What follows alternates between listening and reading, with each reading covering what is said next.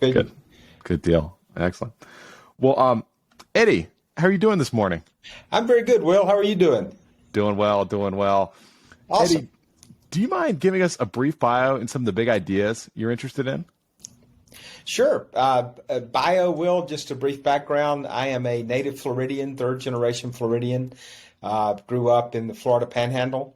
I am an accountant by education and a banker by career. I spent 35 years in the community banking arena. Started off in administration, finance, chief financial officer, and ended up as CEO of a bank before I retired, and then ventured into the assessment business as a property appraiser in Florida in St. Johns County, which is the northeast Atlantic coast of Florida, just south of Jacksonville. My primary interest in government is more from the standpoint of coming out of the private sector is understanding how government can be more efficient, more customer friendly, and approach the private sector and its customers much the way the private sector would like to approach government. I love that. And do you think that kind of thrust, that kind of, the way you tailor your work to try and, serve your customers, your constituents, in the way kind of a private sector institution works, do you think that kind of comes from your background in community banking and commercial banking? Yeah, I think it comes from a background in the private sector.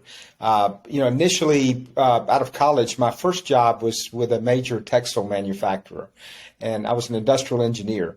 Industrial engineer is time and motion studies, right? It's efficiency. Right. It's what do we do and how can we do it better. So that kind of formed a foundation for me in how you should look at things. And then moving into banking, especially community banking is about customer service, customer relationships. As opposed to very large national banks who have headquarters in major cities and then regional headquarters in other places. In community banking, you're in the community where your customers live. So you have to have good service. You have to be fair. You have to give them a good deal. If not, you're going to run into them at the Little League game or at the high school football game or in church, and they're going to hold you accountable for that. So it's a totally different approach. I've always believed that government can do the same thing.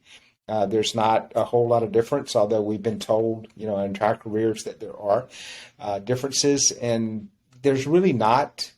It's just a matter of how you approach it, and they can be generally the same. That's great. Do you recommend more appraisers, more people working in assessment approach it more like a private enterprise, like trying to serve the public, than kind of imagine yourself less as kind of government, sclerotic kind of government entity that a lot of people imagine? Absolutely. Without question, especially in the appraiser's office, and I'll only speak to Florida and the job of the Florida appraiser. As you're well aware, Florida does not have an income tax, a state income tax, and Florida's sales tax is basically redistributed among the counties. Gotcha. Sales tax is collected at each county, but it's sent to Tallahassee and then redistributed. So the primary funding for county operations in Florida, 67 counties, is property taxes. And the property taxes fund the county administration, they fund law enforcement, they fund fire rescue, and most importantly, they fund our school system. So what the appraiser does in Florida is the critical point of that whole process. So if the appraiser doesn't get it right, those taxing authorities will not get what they're entitled to, or maybe get more than they're entitled to. If the appraiser doesn't do it right, then the property owner either will not pay their fair share or will pay more than their fair share, and neither are correct. So I think that's why it's critical that the property appraiser approach it more as a business venture, in as much as we're looking for efficiency, we're looking for accuracy, we're looking at consistency, and we're looking generally at servicing our customers, which are the property owners in the county. That makes a lot of sense. And like you mentioned, I think that's something a lot of people forget. Not people inside of the space, but people outside of the space is that, in a lot of areas, property taxes do fund most of the essential kind of day-to-day services everyone interacts with, like your police, your Yes. fire departments, your schools, Yeah, et cetera. absolutely. Definitely. And that's the primary kind of interaction most people have with their local governments, which, making sure that is well funded is really important and funded in the correct way, like you mentioned. Yes. Eddie, so can we talk a little bit more about kind of your journey to become the property appraiser? What was that journey kind of like? I know you retired as a banker. What was the journey like, coming to serve your local community and help your fellow constituents out? Yeah, my family has lived in St. Augustine, St. Johns County for 27 years. We moved here in 26 years. We moved here in 1997, and the community welcomed us in with open arms. We raised our sons here, and it's just an absolutely wonderful place to live. I don't want that secret to get out very much because more and more people will move here, but St. Johns County is just a very important place to live. So through the bank, we were very involved in the community through our banking days. Our bank was very involved in the community outreach, charitable organizations, and that sort of thing. And after 35 years of banking and surviving, 2007 through 2011 in banking, it seemed to be just a good time to consider something else. So our bank, which was, it was not the largest bank in Florida, not the smallest. We were a good sized regional bank. We sold to a very large multi-state bank, and I had a deal, obviously a non-compete for a number of years to work with them, but knew that I wanted to do something different because I certainly wasn't ready to retire. And I kind of credit a very dear friend of mine who is a former sheriff of this county, who he and I would have coffee together about once a week, and we would discuss books and philosophy and those kind of things. And obviously I would take the opportunity to complain about government, how inefficient they were and those kind of things. And so he told me one day, he said, you are the problem. And I said, how do you figure I'm the problem? I have worked all my life. I've created jobs. I've paid my taxes. Oh, and he said, no, you're the problem. People like you are the problem. He said, you go to your jobs every day and then you complain about government, but then you go home at night to your gated community and you don't do anything about it. Honestly, while I fussed at him a lot about that comment, I thought about it a great deal. And I thought, he's exactly right.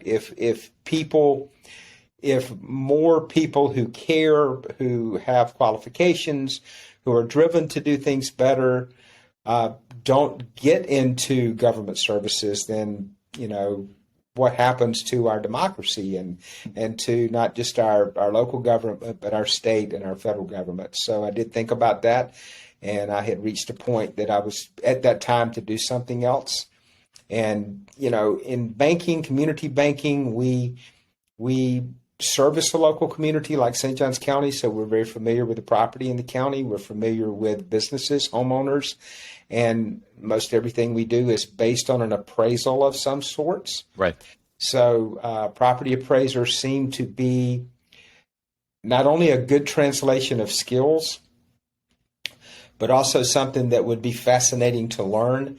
And in a county that was growing rapidly and continues to grow very, very rapidly, it seemed like a good opportunity to go somewhere and try to make a difference. I love that. Eddie, what are the kind of unique challenges in working in a county that is growing rapidly, is seeing an influx of a lot of people, and I'm sure that has a lot of interesting effects on kind of the property market there? Yeah, so the unique challenge for me is I came out of banking into property appraiser, which in Florida is a constitutional office, and I walked into the job not knowing anything. Often I say 6 years later, I still don't know anything. I learn something new every day, but what I walked into the job knowing is how to evaluate processes, how to look for efficiencies, how to instill customer service, and those kind of things. And then it was a very, very steep learning curve for me to learn the assessment process. I understood appraisal, right? In banking, right. I understood the cost approach, the income approach, the market approach, and those sorts of things. But what I had no idea about was mass appraisal. and that mass appraisal really is a data-driven process, as opposed to going out and looking at property and looking at comparable sales and that sort of thing. So coming in, my biggest challenge was to learn as fast as I could learn what the responsibilities of the office were, how the office did things, to make sure we got our tax roll out every year on time, and accurately, and passing muster with the Florida Department of Revenue. The big challenge in that was when I went into office in 2017, we were assessing about 115 or 20,000 parcels every year. This year, we'll assess 170,000 parcels. Oh, wow. And at that point, our county was issuing about 300 new building permits per month. And last year, they issued about 1,000 new building permits per month. Our tax roll, just value in our tax roll, is up 140% over that period of time. Taxable value is up just over 100%. And as our county began to shift to very, very heavy residential, then the commercial services begin to start to follow into that. So the challenge has just been, how do you go from assessing a Ace Hardware to a Home Depot? Right. Those kind of businesses that follow in, and how from assessing one local hospital to assessing 5 local hospitals, and from adding maybe, 3,000 or 4,000 new homes per year to the tax roll, adding 12 to 15,000 new homes per year to the tax roll, which is all can be, without the leverage of technology, very labor intensive, right? Especially on the residential side. And our county has been the beneficiary of some very large, high quality CDD developments. So, we will have 5, 6, 10,000 acres of timberland, which is a very, I won't say easy, but it's a pretty standard assessment process, right, turn into, 18,000 developable residential lots that begin to have various stages of infrastructure put in every year, with builders beginning to build property. So that in itself has been the challenge. It's kind of been at times like drinking out of a fire hose. You get up in the morning and you pull your permits from the building department. You say, "Oh, good Lord, right. Is there not enough lumber on the planet to build these homes?" Absolutely. And Eddie, I'm curious, for someone, who is new to the field that might be listening to this, and, they probably wouldn't have a similar background to you, but what kind of tips or advice could you give someone that, is coming into an office fresh and is trying to get up to speed quickly and do a good job? Well, the advice I would give to anyone approaching a new job or a new project or a new task is something that I learned early on as an industrial engineer in industrial engineering school. And with an industrial engineer, what you do each day is you're engineering standards for a job. So you're basically walking onto a production floor with a clipboard and a stopwatch, and you've broken a job into, various parts, and you're timing that job against the production. So that taught me to approach everything basically asking 3 questions. And the first question is, what do we do? So my advice to someone coming into the role, the first thing is you ask the question, what do we do? And that's your learning process. That's your uptake. And that's what do you do means you're really getting your hands dirty, digging in, determining what we do. And once you've gone through that process, from customer service and exemptions to GIS and mapping, to the assessment process, to the tax roll, then you've got a grip around what you do. And the next question you ask is, why do we do it? And when you ask, why do we do it, you get a few answers back from that. The first answer is, it is critical, or we're required to do it to get the tax roll out. That's good. You keep doing that. The next answer is, we're statutorily required to do it.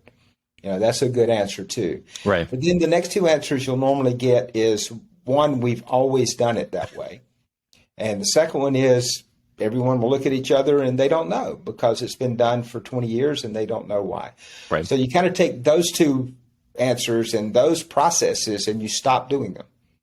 You stop that day doing them and don't do them anymore. And what you'll learn in pretty short order If they were critical to the process, Right. they'll raise their head and you'll start doing those again. But you usually figure out you didn't need to do those to start with. And then the third question is, how do we do it? Right? What is the process? Right. And a lot of times people call it a Six Sigma process or a lean management process, but it's basically just taking every process and laying it out from start to finish and eliminating the parts of that process that are not necessary or critical to get to the end product. And then when you eliminate the unnecessary pieces of it, you can improve the necessary pieces of that. So my advice to anyone coming into this job, whether you're an experienced, assessor in the office or whether you're new from the outside, is roll your sleeves up, get your hands dirty early on. Take that first year when you've probably got forgiveness from your staff and your constituents for, messing things up or changing things, and start moving it in the direction that you want to move it in. That's great. Eddie, in that process, how do you think about? I love how systematized you are about this. I think this is really, really great advice here.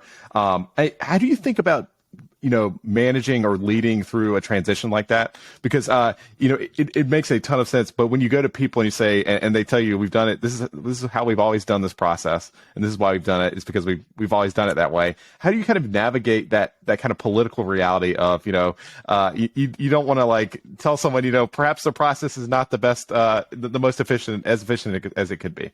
Yeah, I mean, the first thing you have to do when you come in is especially in my case where I did not have, a whole lot of idea about the assessment process, you have to establish trust. Gotcha. You establish trust, I think, by humility. If you do not know something and you tell people you do not know something, right, and you're honest about that, I've found people are generally interested in helping you get to know that. Got it. So start building that trust process, that trust with your team.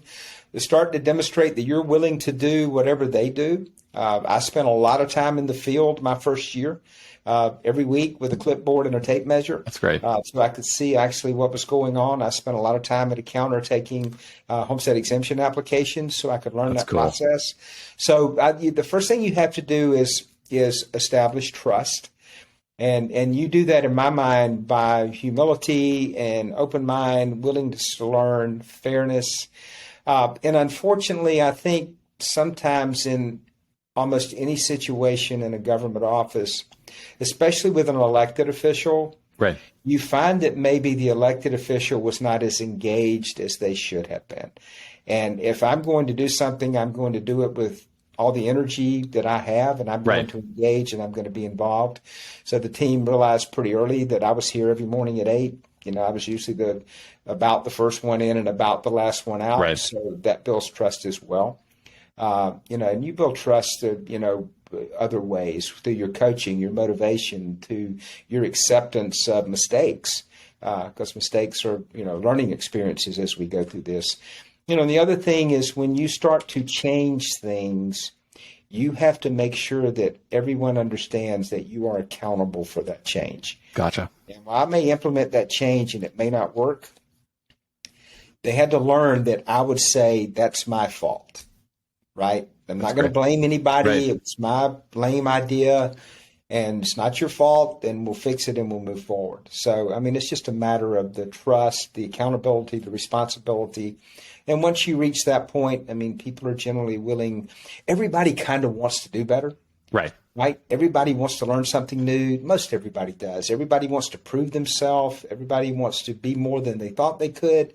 And I think that's the responsibility of leadership, whether it's in the private sector or the public sector, is helping people realize their potential. That's great. No, I really, really appreciate that sentiment. And it's really cool to hear someone that, came into a local government office and was bringing that kind of that process improvement methodology and also that very robust leadership and management style, which I think we don't see enough of. When you're willing to go in the field and knock on doors and get yelled at by taxpayers, chased by dogs, step in things you don't want to step in, you can gain trust pretty quick with that. A lot of stories and a lot of good laughs. So do you remember that day? So yes. It's good. Yes, you avoid kind of the adversarial nature of like, you don't understand exactly what I'm doing, and you don't understand intricacies. Like, Yeah, no, we've been and there I don't. together, and we can work through And it. I made it very clear, I don't understand what you're doing. Right. I will never be able to do what you do, but I'll be able to understand it. And if I can understand it, I can help you be better at it. I can help you be more efficient at it. And if you can be more efficient at it, you can do better personally. So, That's great. That's great.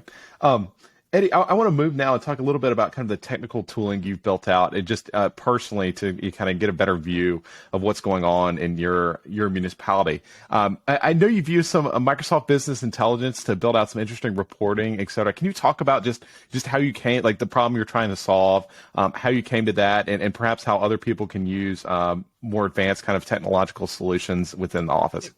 so absolutely. Again, going back to my background, starting in 1980 as an industrial engineer, literally using a clipboard and a pencil, and we did have a computer, but it was a digital Deck 8, I believe it was called, and we had to program that with Fortran language, and we actually did key punch Oh, and wow. That's loaded our awesome. cards. So while technology was a part of it, technology didn't drive the process. The Right. process was kind of a manual process. And then as I moved into banking, my initial jobs in banking was also technology was not really a part of banking at that point. I date myself, but kind of predated the ATM and the wide area networks. Actually, the first bank I worked at, we used ledger cards. Wow. Things were posted to the ledger cards at the end of the day. And then technology began to introduce itself. And, I was an early adopter for whatever reason. I was interested in it. I bought the first IBM personal computer in the bank Very and cool. actually used it with the two floppy drives and became very proficient at Lotus 123 Very cool. in the word processor. But so as banks begin to evolve into technology, I took the lead in our bank for the technology. So I became fascinated with what technology could do for us, how it could link, our people, our offices, and make us more efficient. So I was an adopter of that. And always tried to be in our banks, kind of on the leading edge, forefront of technology that made our team's lives more efficient and made our customers' lives more efficient. So translating that to the property appraiser's office, when I came in, there was technology in the mass appraisal system, the CAMA system, that's Right. such a large database. But outside of that, there was a lot of manual processes. And so the office at the time, we had 55 employees, we had 15 vehicles, and we had 3 offices in the county. And it became apparent pretty quickly that probably wasn't necessary. And so through the efficiency process, through the evaluation process, and through taking technology that we were already had but were not Right. using, we were able to, today we have 40 employees, we have 4 vehicles, and we have 1 office. Nice. So we were able to use existing technology and leverage new technology to help us do our job better. For instance, one of the questions you ask is, why do we have 3 offices? Why do we have an office? Right. Well, so people can come in. Well, who comes in? Well, people come in that want to file for a homestead exemption. Well, why do they come in to file for a homestead exemption? Who wants to go to a government office? And so that led to the development of a very robust online homestead application system. And so now with the 12 to 14,000 homestead exemption applications we take every year, about 68% of those are online. And our goal is to get that up to about 90% online. That's great. And, every morning appraisers would go into the field in a vehicle with 50 property record cards and a tape measure and Right. an old digital camera. And it's like, why? Well, we're measuring the property. Why? Because we're not very accurate with the tape measure. 2, we have building plans. 3, we have aerial photography, Right. high resolution aerial photography that we can measure from accurately to about 4 inches. Yeah. So that led to accelerating our aerial photography from once every 2 years to once a year. Got it. Right. And then that led us down to look at street level imagery specifically for our jurisdiction. So now every 2 years we do high resolution street level imagery. So, our appraisers can actually now do from the desktop what they used to do in the field for the most part. That's great. And so we then put in a desktop review system so that an appraiser for their 50 properties, now it's just a workflow. So they bring that property up and they have an aerial, they have a street level, they have the plans if they need them, they have the GIS and the mapping data so they can go from there. So once those processes were installed and we started using them, including a change detection software, then it is a matter, okay, we've got some efficiencies in place now. Right. So now we need information back to leadership. How are we doing? Right. Now, the chief appraiser needs to know, where are we in the process? How many of our new construction properties have been added? How many of our lots have been added? Has our land been revalued? And then in that process, as we move into like March, a chief appraiser needs to know, where is our level of appraisal? Where is our coefficients of dispersion? Right. Where are those numbers? So then we, I think about 2 years ago, we got Microsoft BI in and we started developing reports around the data, the information that we as leaders needed to know. So from my chair, I'm looking kind of at 40,000 feet. There's information that I want to know at a summary level. But then if you're the chief appraiser or you're the head of GIS or the tax roll, there's information that you want to know. So we use Power BI to start developing that internally so our leadership could know where we were in the process, where we had hot spots we needed to look at. If we had some neighborhoods out there that the level of appraisal was very low or very high, we needed to look at those now and start drilling down into them. And then for me, I am a evangelist for transparency. Right. Transparency is trust. Anything that this office has, the public should have, unless it's protected by statute. Right. And so then we begin to use Power BI to make some information available to the public on the tax roll and also available to our taxing authorities. I would sit here in my chair and I would listen to county commission meetings where they would say, oh, we got to wait to do our budget till we know what the tax roll is going to be. Right. And I'm sitting here saying, well, we already have a pretty good idea what the tax roll is going to be. So I've got an idea. Let's give them that information today. Right. And so we started, we gave each of our taxing authorities a login into our BI system so they could go in and look at taxable value, just value, deferred amounts, and that sort of thing. So earlier in the process, they would have a pretty good idea of where their tax roll was going to be when they started their budgeting process in June. That's great. That's great. No, it's really creative and it's a really smart way of building more reporting tooling for transparency. And so you can get a view on what's going on and what areas need to be worked on, what's going great, et cetera. Yeah, absolutely. We don't have to play catch up. We don't have to get to June 1st to our initial roll submission and DOR kick it back to us and say, no, you're off here and you're off there. We kind of know, where we are before we submit. And that was important to us in the banking business because once a year we would have, FDIC or the Federal Reserve come in and give us a full physical, as I used to call it. And I'd ask the question there. They shouldn't tell us anything we don't already know. Right. Right. It's our stuff. Exactly. So the same way with DOR, they shouldn't be telling us anything about our role that we don't already know. Exactly. So in banking, we called it flags and triggers. We knew things they were looking for. And so if certain things got out of range, it created a flag. And so we've kind of hit it that same way with our tax roll, that our markets, our neighborhoods will show us flags and triggers that we need to look at long before we submit. I love that. I love that. Well, Eddie, thank you so much. This has been incredibly informative this morning. I want to, if someone is new to an office, they just got elected or they just, got appointed, they're coming in, could they reach out to you? Could I share their contact with them? Oh, absolutely. Yeah, Excellent. Absolutely. Very cool. They'll reach out to me and I'll get them to the right person in our office who knows exactly what they're doing to help them out. We've done a lot of things. A lot of things have been good. A lot of things have not worked. A lot of things are mediocre. But, it's gotten us over the 6 years into a position to be able to efficiently manage our growth with fewer, resources. But what that's also allowed us to do is the people we have today, we can pay them more. We can offer better benefits, and everybody's kind of on board with that. So absolutely, we love to tell our story to anyone who will listen. Love that. Oh, Eddie, thank you so much for taking the time this morning. We really appreciate it. Yep. All right.